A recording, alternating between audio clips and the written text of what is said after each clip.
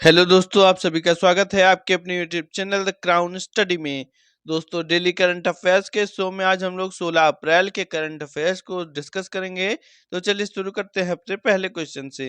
हमारा पहला प्रश्न है, हाल ही में डॉक्टर अंबेडकर की 134वीं जयंती कब मनाई गई है?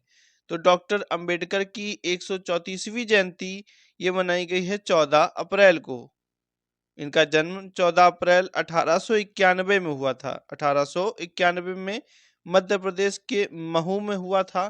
अब महू को डॉक्टर अंबेडकर नगर के नाम से जाना जाता है। तो मध्य प्रदेश में इनका जन्म हुआ था 14 अप्रैल को। मृत्यु हुई थी 6 दिसंबर 1956 को।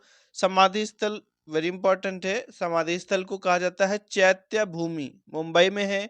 और 1990 में इनको मरणोपरांत भारत रत्न से भी सम्मानित किया गया है। ये है दोस्तों डॉक्टर अंबेडकर। और इन्होंने ही कहा था कि शिक्षा वह शेरनी का दूध है जो जितना पिएगा उतना ही दहाड़ेगा। अगला प्रश्न है, हाल ही में पोइला बैसाख कहाँ पर, ये है कहाँ पर, थोड़ी सी प्रिंटिंग मिस्टेक है। हाल ही में पोइला बैसाख कहाँ पर पारंपरिक उल्लास के साथ मनाया गया है? तो पोइला बैसाख ये बांग्लादेश के अंदर मनाया गया है अभी हाल ही में। यहाँ पर बात करें मुद्रा क्या है, तो मुद्रा है टका, राजधानी है ढाका, प्रेसिडेंट है मोहम्मद शहाबुद्दीन और प्रधानमंत्री हैं शेख हसीना। अगला प्रश्न है, हाल ही में किस पेमेंट बैंक ने आधार एटीएम सेवा शुरू की है? तो अभी हाल ही में इंडियन पोस्ट पेमेंट बैंक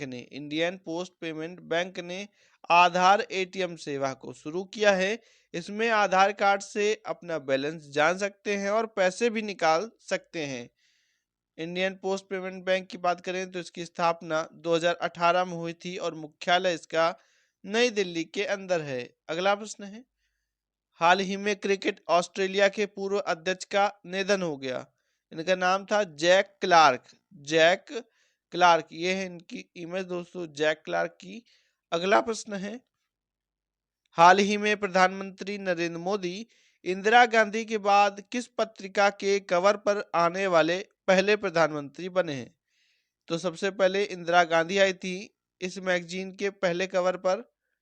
अब आए हैं नरेंद्र मोदी जी, और ये इंदिरा गांधी के बाद इस पत्रिका के कवर में आने वाली है पहले प्रधानमंत्री हैं। पत्रिका है न्यूज़ वीक, ये है दोस्तों पत्रिका। इसमें ये अब नरेंद्र मोदी जी छपे हैं, पहले इंदिरा गांधी जी छपी थी। ये छपी थी 1966 में।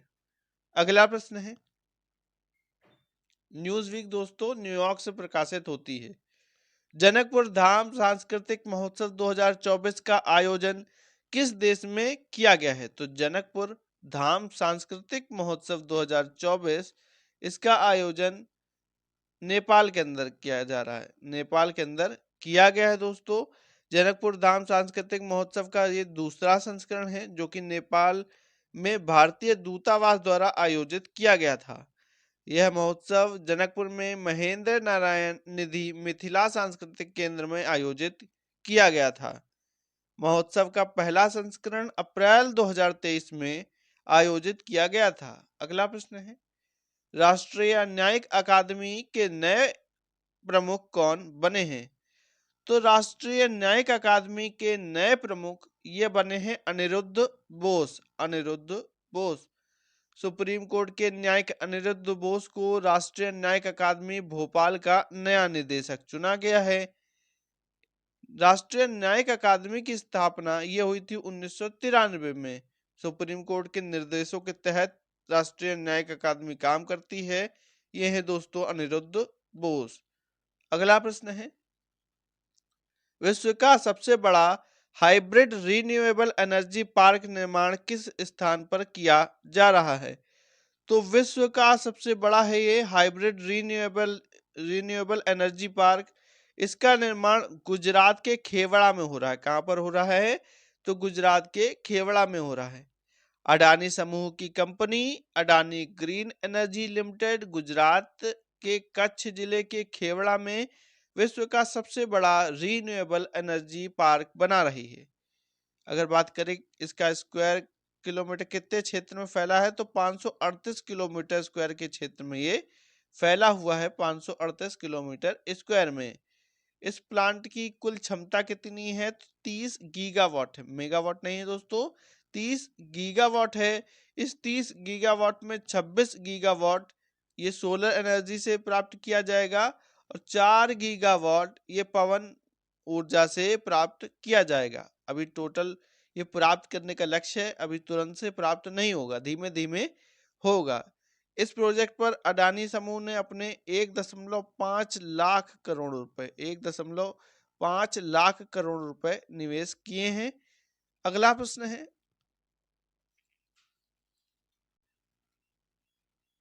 अंतरिक्ष की यात्रा करने वाले पहले भारतीय पर्यटक कौन बनेंगे?